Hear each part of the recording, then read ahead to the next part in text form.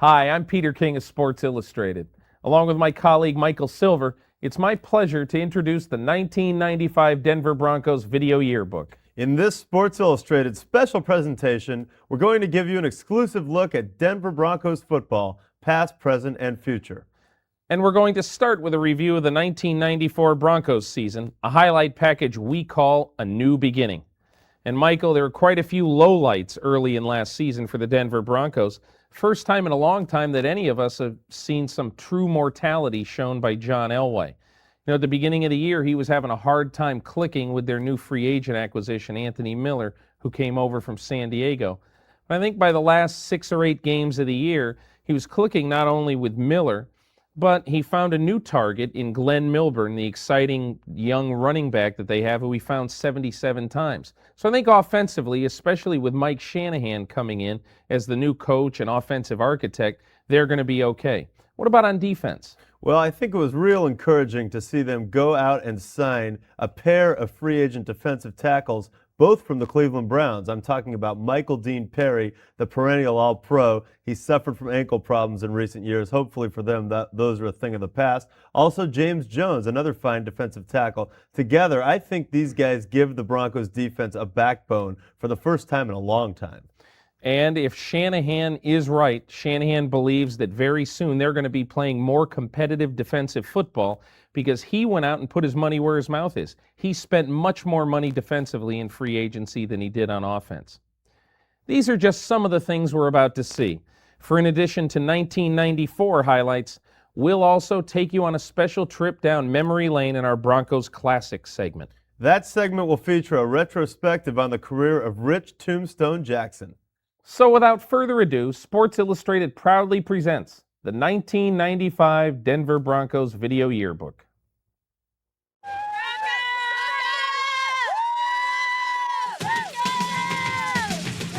The 1994 Denver Broncos began the season in Barcelona, Spain, where they competed in their 4th American Bowl in 8 years.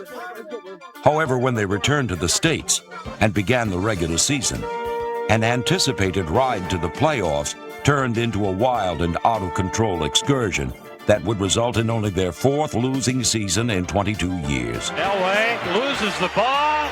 Looking back to the left, he throws it away, and the Bills will win the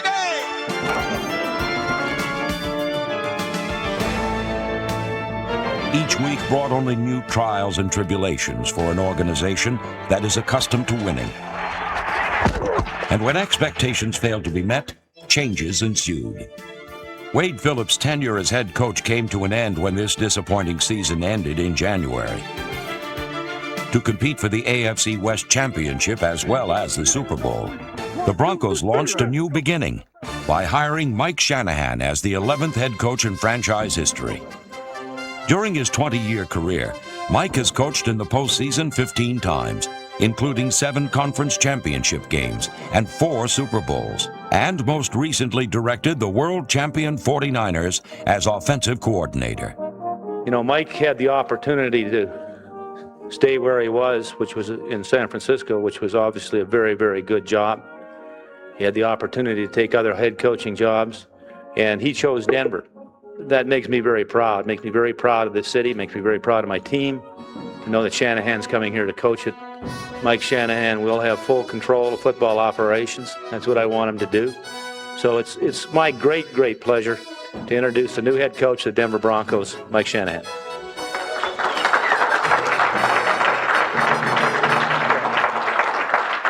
Mike brings a stability to this organization and organizational ability that I think we've lacked here for some time.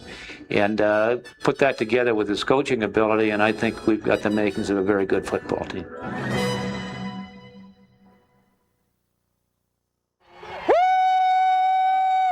Let the thoroughbreds loose. Let them loose. Repairing the Broncos' defense will be Mike Shanahan's first mission.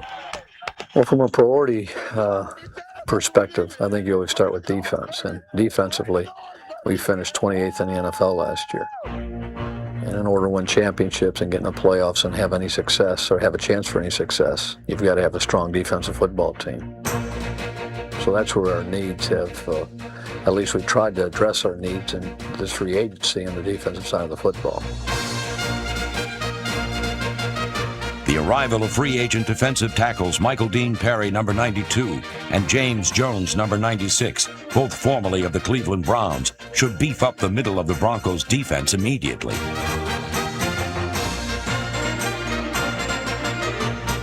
Perry, a five-time Pro Bowl standout, is one of pro football's best. And together with James Jones, number 96, brings 11 years of proven ability and credibility that should translate into pressure on the quarterbacks.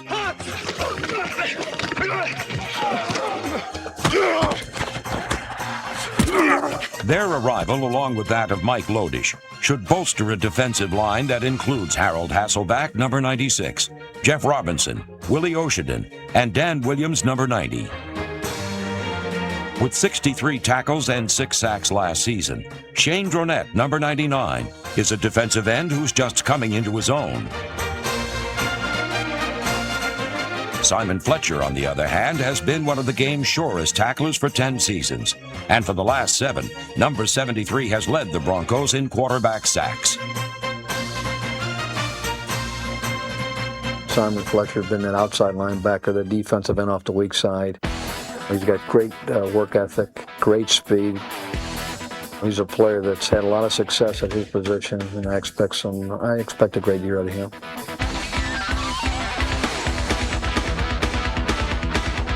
Other linebackers will include Dave Wyman, number 92, Alan Aldridge, Keith Burns, and number 58, Elijah Alexander.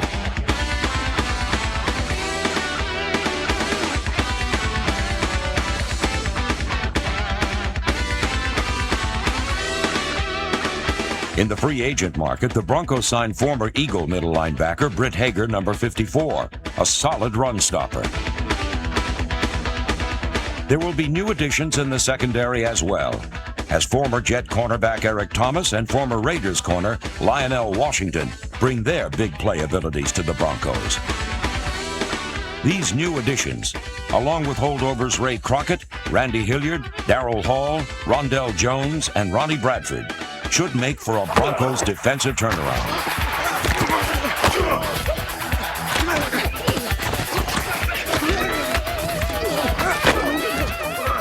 At safety, the Broncos feature one of the best. Well, Steve Atwater, has been, our strong safety. He's got the ability to play the strong safety and the free safety position. He's got the chance to dominate his position. I expect some great things out of Steve. After his 5th straight trip to the Pro Bowl, Steve Atwater, number 27, will be an intimidating force for the Denver defense for years to come. Defense. It's long been a Broncos tradition, and in 1995, the goal will be to put the crush back in the orange. Jet left, 23C and I'll walk. Last year's free agent investment at wideout will pay big dividends again this season, with the return of a healthy Mike Pritchard, number 81.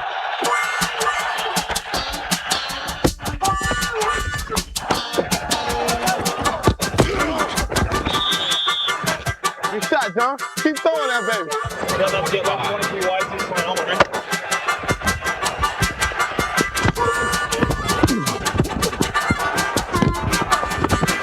Just keep throwing it like that, baby. We're going to catch it. You keep throwing it, baby. We're going to catch it. Just keep throwing that thing.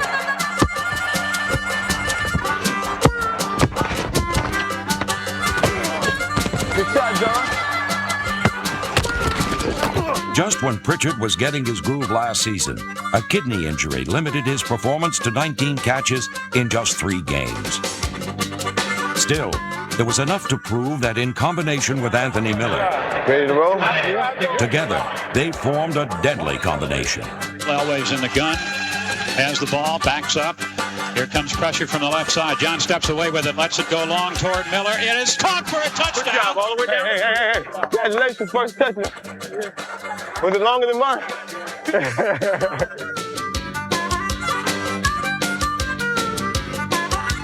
After a slow start, Miller gained his stride and rolled up over 1,000 receiving yards on 60 catches. Anthony Miller is a wide receiver that always has the ability to make a big play. If it's catching a go route or a crossing route, if you do put him in a man-to-man coverage situation, a defensive back has got to believe that he better give him a little bit of a cushion, because if he doesn't, the big play will come.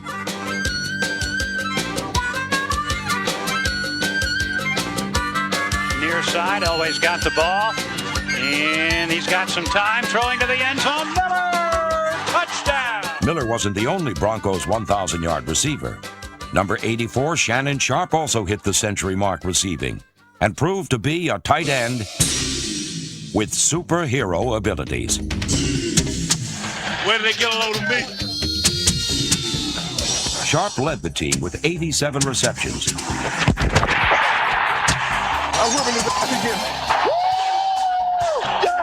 Playing on ankles and knees that would require surgery at season's end. This gutty performance earned him the Broncos' Most Inspirational Player of the Year award.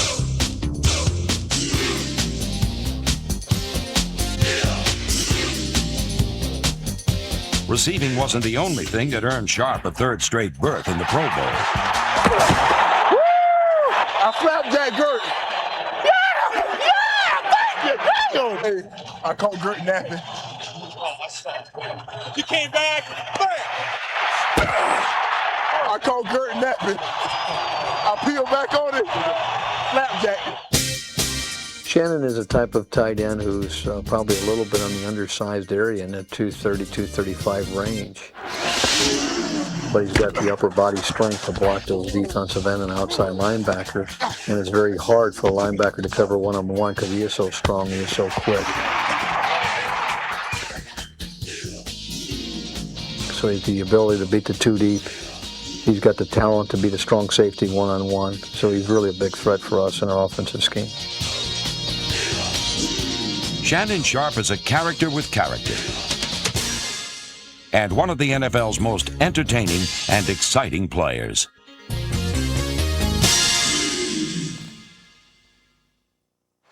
John Elway has been the heart and soul of this football team ever since I've been here. And with that in mind, I think the better we do, the longer John's going to play. And so, I hope he plays forever, but I have to be realistic. All I want is another 10 more years. After leading the AFC to victory in his fourth Pro Bowl, John Elway enters his 13th NFL season with a list of accomplishments so spectacular that Hall of Fame status is quite frankly a foregone conclusion. For more than a decade, Elway has been a miracle maker and record breaker. Campbell, he's got it for a touchdown! And his inspirational play has earned the respect of some of the greatest who have played the game. I've seen Elway because I watch him. I like him. I think he's a great quarterback. He's the best quarterback I've ever seen throwing 40 yards down the field between people. He can throw it so hard in there that it's hard for a safety or a man to move in on it.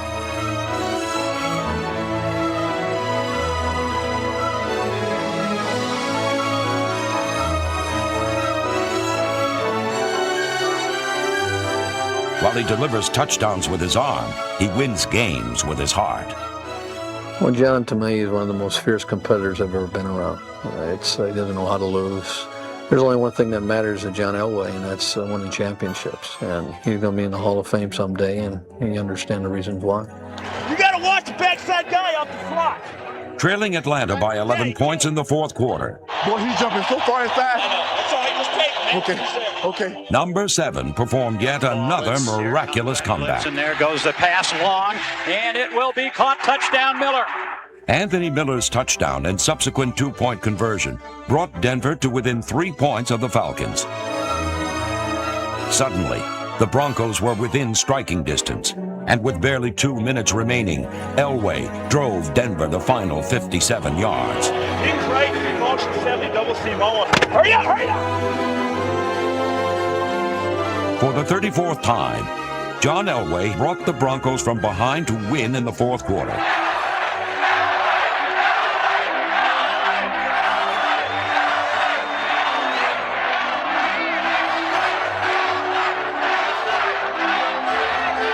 First down. Here's Elway. Quarterback draw. John Elway to the end zone for a touchdown.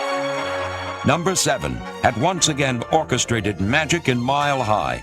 a stadium that has produced more high drama than any other arena in sport. Such was the case last season when two legendary comeback quarterbacks met for perhaps the last time, with more than 50 million fans watching on Monday Night Football. Red 85, is that hot? Elway and Montana combined for over 650 yards passing and 5 touchdowns. Montana takes the snap, back in the pocket, 5-step drop, looking for the end zone. J.J. Burton, touchdown! In the third quarter, Elway threw a touchdown pass to tight end Jerry Evans. But as the game wound into the fourth quarter, it looked as though the team that owned the ball last would win. With 4:08 remaining, the Chiefs had the lead, but the Broncos had the ball. 24-21, and it sets the stage for an Elway fourth quarter comeback if he can do it. Hey, it means something to us, baby. It means something to us. We're in our backyard. Come on, T. Hey, let's go, Lynn. Let's go now. This is it. We answer the call, baby. We got to answer the call now. A completion to Shannon Sharp jump-started the drive. And later on 3rd and 10, Elway would keep it going. Out by Elway, he's got the ball. He has to run up in the pocket. Throws on the boom to Milford over the 40, 45, 50-yard line. John Elway making it happen. On the next play, however, disaster struck Denver. Downfield, fires a curl route to Shannon Sharp, makes the catch. No! Are they going to rule him down? No, the Chiefs get the football. Kansas City picks up the turnover with 2:45 left in the ball game. Now, all the Chiefs needed was to run off the clock. But if time has proven one thing, it's that you can't take anything for granted in Mile High Stadium. Give into the middle to Allen, who's stopped in acing that Denver has the ball. Oh, man. We got the ball. We got the ball. It is a fumble, and Denver ends up with it. Carl Mecklenburg is on it. This legendary Broncos defender rescued his team's fortunes. And after back-to-back fumbles, Denver's drive resumed.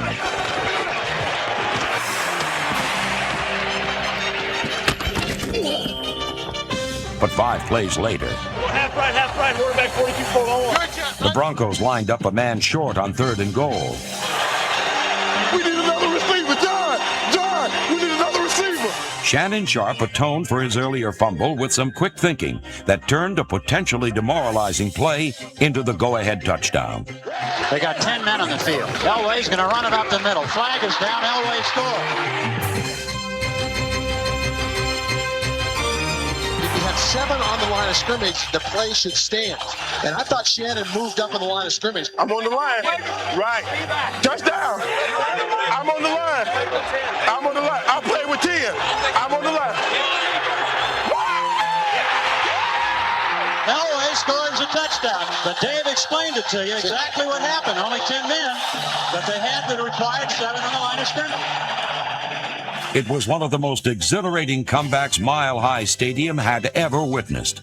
But unfortunately for Denver, it didn't end here. Joe Montana still had 82 seconds. The Chiefs need a touchdown and need to go 75 yards. Come on, D. Even Mile High thunder could not distract Montana, who somehow managed to eclipse the heroics of John Elway. Black 59, Razor! 39 seconds. 36 seconds left in the game. Get him! Anders puts on a juke move. Out of bounds at the 36-yard line. Make a play for us, Kenya. Come on, baby. Make a play. 2 legendary quarterbacks had waged the most dramatic duel of the year. Only Montana would fire the final shot. Touchdown, Kansas City! Kansas City takes the lead with 8 seconds left. Oh, my goodness. For the first time in more than a decade, the Broncos lost to the Chiefs at home. But when these two rivals would meet later in the year in Kansas City, Denver would extract their own dramatic revenge.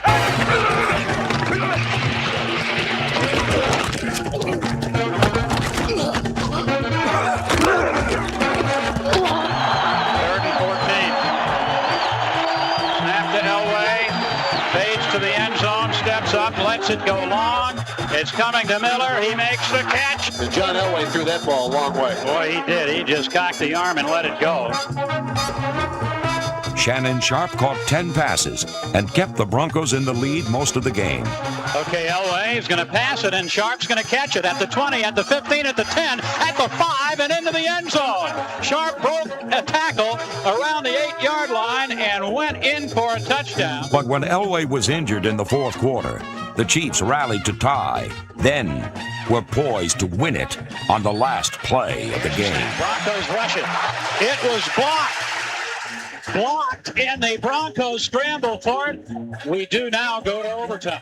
Shane Jornett's blocked field goal seemed to save the day.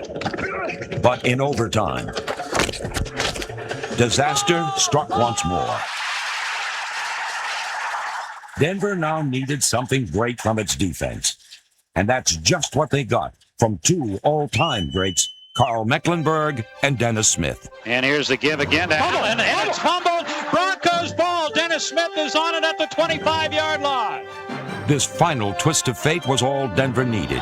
So now 3rd and 16. As backup quarterback Hugh Millen led the Broncos to victory. 50-yard line. He's got a first down and out of bounds at the Kansas City 45.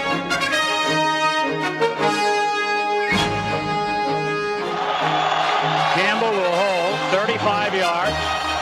The snap, the kick is on the way. He nailed it. The Broncos win. Denver 20 and the Kansas City Chiefs 17. An unbelievable game that had its peaks and valleys all over the place, and Denver walks off the field a winner. Let this be a notice to the rest of the NFL. There is still a lot of talent in the Broncos locker room.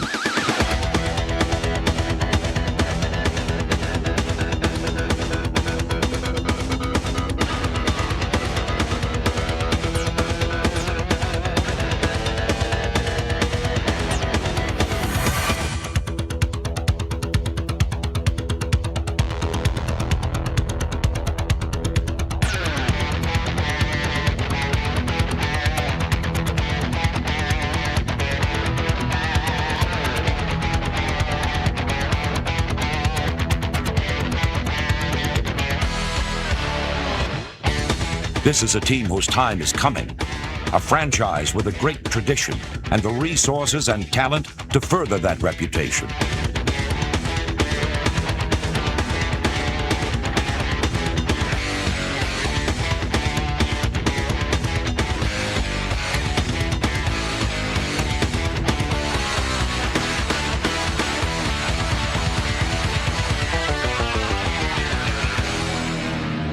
Bolstered by new head coach Mike Shanahan, the Broncos now advance toward the future with the confidence of an organization that knows what it takes to win it all with a team whose best years lay ahead. We got a lot of football to go.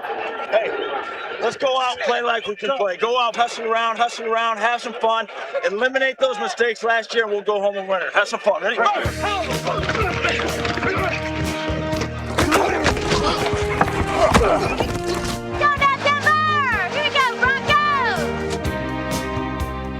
Denver Broncos has been the team for years and years, and players coming in or different teams coming in have a hard time with the crowd noise, and the expectation level for Denver is very strong. And once they get in that stadium, they're going to find a way to win. Come on, get it up! Come on! Let's go! Here's the toss to Green. Green running left. It's bounced back and hit back around the 25-yard line. Loses the ball. Picked up by Denver. I think that's one of the strong points about Denver is they do believe that it's just not good enough to get in the playoffs, but you want to get in that championship game, and we'd like to win the Super Bowl, just not get there. And I think maybe that's the most frustrating part right now is Denver's been there a number of times and they haven't been able to come away with the ring. But there's a lot of steps to get there. We're not there right now. We're not in that Super Bowl, at least winning the Super Bowl, but I think we've got a chance to get there in due time.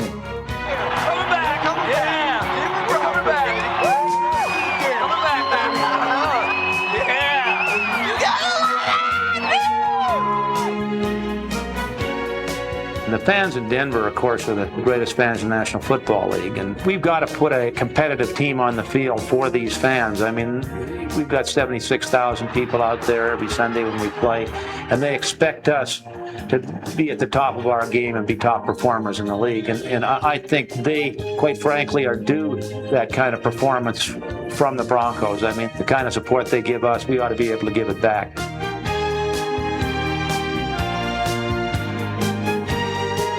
In 1995, the Denver Broncos will embark on a new beginning with a commitment that is designed to take them and their loyal fans all the way to the top of the NFL, then keep them there for years to come.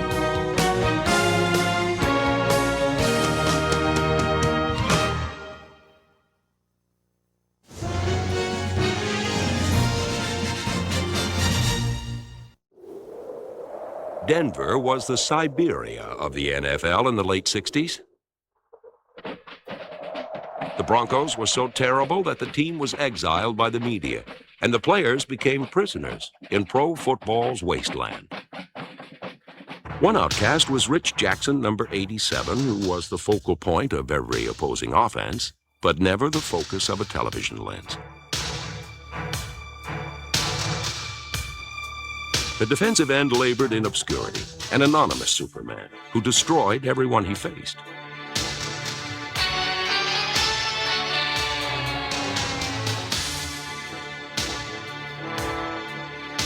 Jackson terrorized opponents and thrilled Bronco fans.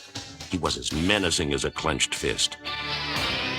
And his bite was as bad as his bark, unlike some. I'm Lyle Alzado of the Denver Broncos, and I'm mean, and I'm tough, and I'm the best defensive end pro football's ever seen. Me, Lyle Alzado. I walked in a training camp the first day and walked down the locker room and I had this tank top on. I was about 300 pounds and I strutted down the hallway there and I ripped off my clothes and I was putting my shoes on and I was thinking to myself, if anybody bothers me, anybody comes near me, I'm going to grab them right by the throat and let them know I'm here to play. So I'm down there tying my shoes, put my football shoes on, and a T-shirt dropped right on my shoe where I was tying my shoelaces. And I looked at that T-shirt and picked it up and I jumped up and there was this arm leaning across taking a shoe off, and on this bicep it was written Stonewall. I said, Stonewall. I jumped up and there was this guy with this Fu Manchu and he says, "Yeah, boys, anything I can do for you?" And I looked at him and then it's flashing in my mind.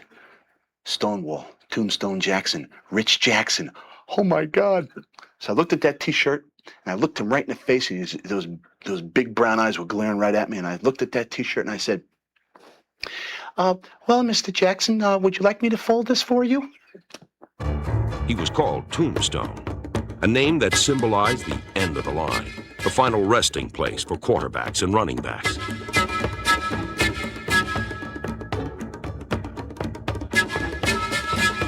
Where there was order, he created chaos, churning up firestorms in the pass pocket. This one-man gang built a justifiably frightening reputation for scaring both friend and foe alike. I would imagine being on the same ball club, watching me do things that was somewhat extraordinary would strike fear in someone. At times, I would look at films and at myself, and I would conclude the same thing, that this guy is unreal. No one could handle him. He was just that powerful. I've seen him pick tackles up and just throw them out of the way. Just devastate people. Once he got a hold of you, once he had his hands on you, it was over.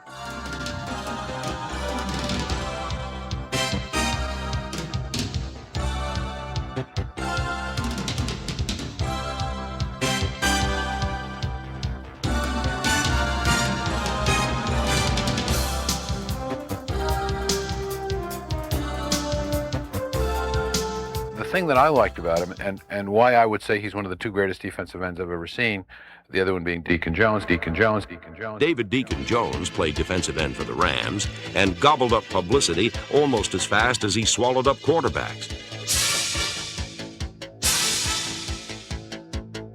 Playing in the same era, Jones stole Jackson thunder, and some say pilfered his patented move as well.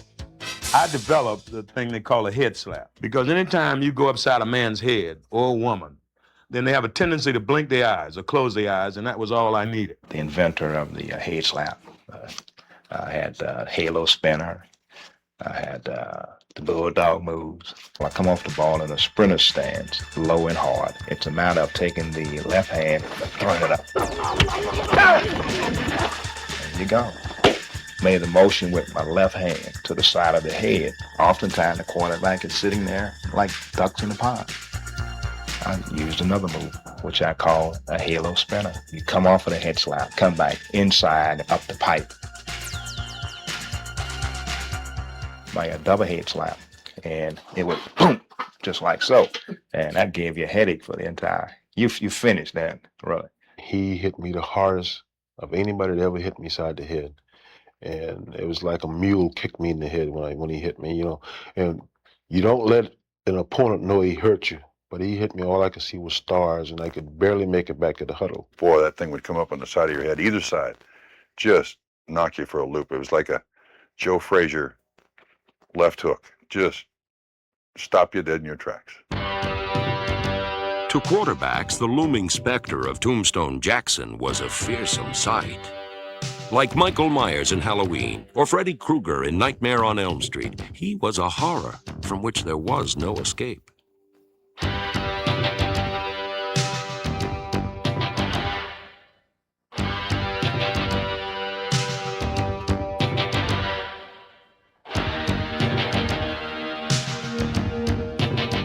Oakland Raiders came into town, and they were the powerhouse of the league. Him and Bob Brown were written up in the papers as the match of the century. Bob Brown didn't last 3 quarters with Rich. Rich had his nose bloodied, and Bob Brown, the boomer, was on the ground, and Rich was running over him and around him. And I mean, Rich never had anybody that really could stop him. I covered one game where he turned the game himself and he destroyed a player's career. This was a young offensive tackle the Jets had called Sam Walton, and he slapped him right on, slapped him right onto the bench, and he could split a helmet with that thing. And I remember after the game, Eubank in the locker room, he was just talking to himself, and he said he made him look like one of those bobble-headed dolls that you put in the car. And you know, he was the kind of guy that could just turn a game by himself. I was on one end and he was on the other, and I could hear Rich talking to the guy. You know, I'm gonna knock your head off. I'm coming, boy. Here I come, boy. Hear my footsteps. Stuff like that. And the tackle would be like this. He would stand there, and as the back would come, the back of his eyes would get this big, and Rich would just knock him right to the ground. It's pretty amazing. The sad irony is that the final resting spot for the Tombstone will not be the Hall of Fame, for he is destined to be more a part of pro football's folklore than its recorded history. He's one of the players, and some have come through professional football that were truly great, but will only get the recognition of being truly great from their peers and only in memory. But Richard Jackson was one of the great players in the National Football League. Hey. We got a lot more football, man. A lot more football. We got a lot more football, baby. A lot more football to go. A lot more.